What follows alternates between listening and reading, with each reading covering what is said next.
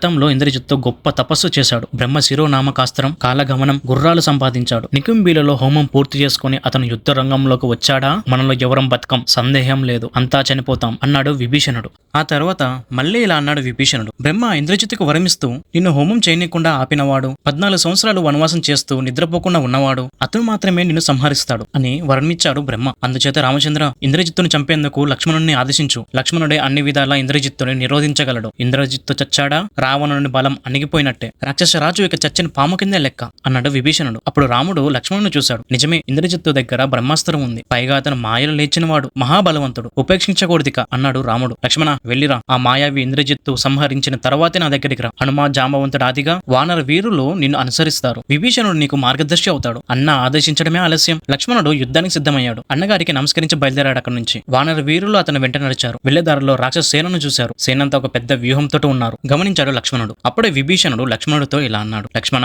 చూసావు కదా రాక్షస సేనని? వానర సేనతో వారంతా నేల కూలాలి. అలా వానర సేనని నువ్వు ప్రోత్సహించాలి. రాక్షస సేన చల్లా చిదరైతేనే తప్ప ఇంద్రజిత్తు అవుపించాడు. ఎట్టి పరిస్థితుల్లోనూ ఇంద్రజిత్తు హోమం పూర్తి కాకూడదు. అది పూర్తి కాకముందే నీ బాణాల రుచి అతనికి చూపించాలి. ఈనాటితో ఇంద్రజిత్తు పీడ విరగడ కావాలి అన్నాడు విభీషణుడు. విభీషణుడు అలా ప్రోత్సహించడంతో లక్ష్మణుడు రెచ్చిపోయాడు. ఇక నికుంబీల వనంలో ఇంద్రజిత్తు హోమం చేస్తున్నాడు. చీకటిగా ఉన్నదక్కడ. తన సైన్యం దుఃఖించడం వినడంతో తట్టుకోలేకపోయాడు ఇంద్రజిత్తు. హోమం పూర్తి చేయకుండా సగంలోనే లేచాడు. దారుణమైన ధనస్సును పట్టుకున్నాడు. రాక్షస సేనతో ముందుకు ఉరికాడు. అదే సమయానికి లక్ష్మణుడు కూడా తనకి ఎదురుపడ్డాడు. తనతో యుద్ధానికి వచ్చాడని తెలిసిన ఇంద్రజిత్తు ఇలా అన్నాడు లక్ష్మణుడితోటి, భయం లేదా? మళ్ళీ నాతో యుద్ధానికి వచ్చావు అన్నాడు ఇంద్రజిత్తు.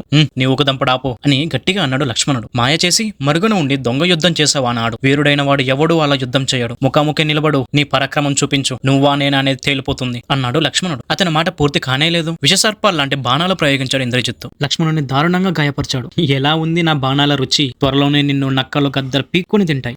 ఆ దృశ్యం మీ అన్న రాముడు కళ్ళారా చూస్తాడు. చూడాలి, కింద దొర్లుతున్న నీ శరీరము, కింద పడిన నీ తల చూడముచ్చట అనిపిస్తాయి మా రాక్షసులకి అన్నాడు ఇంద్రజిత్తు. కథలు చెప్పకు అని అన్నాడు లక్ష్మణుడు. ధనస్సుకి 5 బాణాలు తొడిగాడు. చెవి దాకా వింటి నారి లాగి ఇంద్రజిత్తు రొమ్ముకు గురి చూసి వదిలాడు. సూర్యకిరణాల్లా మెరిచిపోతూ ప్రయాణించాయి ఆ బాణాలు. ఇంద్రజిత్తు రొమ్మును తాకాయి. దెబ్బకి నిప్పులు కక్కాడు ఇంద్రజిత్తు. ఇక ఇంద్రజిత్తు 3 బాణాలు లక్ష్మణుడి మీద ప్రయోగించాడు. లక్ష్మణ ఇంద్రజిత్తు ఇద్దరు హోరాహోరీగా యుద్ధం చేసుకున్నారు. 2 సింహాలు దెబ్బలాడినట్టుగా దెబ్బలాడారు. నిర్భయంగా యుద్ధం చేశారు. మేఘాలు జడివాన కురిపించినట్టుగా ఇద్దరు అంపవాన కురిపించారు. ఒకరిని మించి ఒకరు విజృంభించారు. బాణాలతో బాదుకున్నారు. ఇద్దరు కత్తులతో కొట్టుకున్నారు. పదును పెట్టిన బళ్ళ బాణాన్ని ప్రయోగించాడు లక్ష్మణుడు. వజ్రాయుధంలా మెరుస్తూ వెళ్ళింది ఆ బాణం. పిడుగులాంటి బాణం వేసి ఇంద్రజిత్తు ధనస్సును పెళ్ళుమంటూ విరిచేశాడు. మరో ధనస్సును అందుకున్నాడు ఇంద్రజిత్తు. అది చూసిన లక్ష్మణుడు విషనాగురు లాంటి 5 బాణాలను ప్రయోగించాడు. వాటితో ఇంద్రజిత్తు గుండెల మీద కొట్టాడు. ఇంద్రజిత్తు కవచాలను చీల్చుకొని ఆ బాణాలు అవతలకు వెళ్లిపోయాయి. అలా దూసుకుపోయి రక్తంతో తడిచి ఎర్ర నాగుల్లాగా బయటకు వచ్చాయి. అయినా యుద్ధాన్ని ఆపలేదు ఇంద్రజిత్తు. లక్ష్మణుడు మీద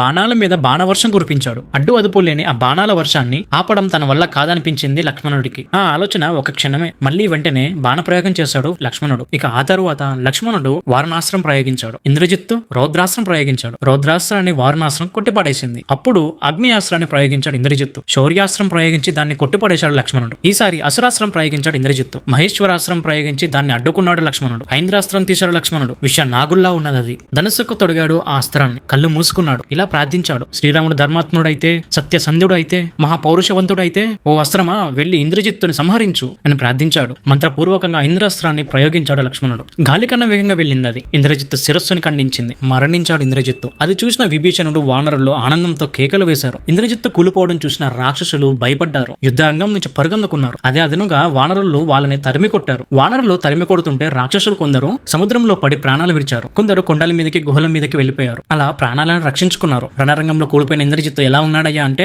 ఆరిపోయిన అగ్నిలా ఉన్నాడు, కూలిపోయిన కొండలా ఉన్నాడు, కాంతిపోయిన సూర్యుడిలా ఉన్నాడు. చూశారది దేవతలు. దుందువులు మోగించారు, పూల వర్షం కురిపించారు. విభీషణుడు, హనుమ జాంబవంతుడైతే మరీ పొగిడారు లక్ష్మణుడిని. లక్ష్మణుడికి జై, లక్ష్మణుడికి జై అంటూ వానరులు తోకలెత్తి కింద కొట్టారు. ఇక అంతా రామ సుగ్రీవులని సమీపించారు. రామ, మన లక్ష్మణుడు ఇంద్రజిత్తుని కడతీర్చాడు, అతన్ని సంహరించేశాడు అని చెప్పాడు విభీషణుడు. ఆ మాటకి ఆనందం పట్టలేకపోయాడు రాముడు. లక్ష్మణ అంటూ గుండెల దగ్గరికి తీసుకున్నాడు. దుష్కరమైన కార్యాన్ని సాధించావయ్యా. ఇంద్రజిత్తు ఇంద్రజిత్తు మరణంతో రావణుడు మరణించినట్టే. రావణుడి కుడి భుజాన్ని నరికేశావు. రాత్రి పగలు 3 రోజుల పాటు యుద్ధం చేశావు. గొప్పవాడివి, కొడుకు కూలిపోయాడని చెప్పి కులాసాగా కూర్చోడు రావణుడు. యుద్ధానికి వస్తాడు. వచ్చాడంటే నా చేతిలో చచ్చినట్టే అన్నాడు రాముడు. ఇంద్రజిత్తు మృతదేహాన్ని చూశాడు రావణుడు. చూస్తూనే నిభ్రాంతికి గురయ్యాడు రావణుడు. వెంటనే స్పృహ కోల్పోయాడు. తేరుకున్నాక పుత్రశోకంతో దుఃఖించాడిలా. మహారథి ఇంద్రజిత్తు, దేవేంద్రుడిని జయించిన వాడివి. లక్ష్మణుడి చేతులు ఎలా ఒరిగిపోయావయ్యా?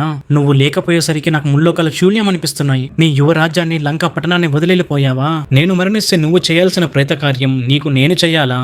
అయ్యో ఈ దగ్గర విపరీతం రా అంటూ గుండెలు బాదుకున్నాడు రావణుడు. ఏడ్చి ఏడ్చి ఒక్కసారిగా కోపోద్రిక్తుడయ్యాడు. కనుబొమ్మలు ముడివేశాడు. గట్టిగా అరిచాడు. ఇక ఆ తర్వాత రావణ యుద్ధం ఇలాగే మీ కళ్ళకు కట్టినట్టుగా మీ చెవికి వినిపిస్తాను. ఈ ఎపిసోడ్ మీకు నచ్చినట్టయితే లైక్ చేసి మాకు ఎంకరేజ్ చేయండి. మరో మంచి వీడియోతో మీ ముందుకు వస్తాను. See you till then.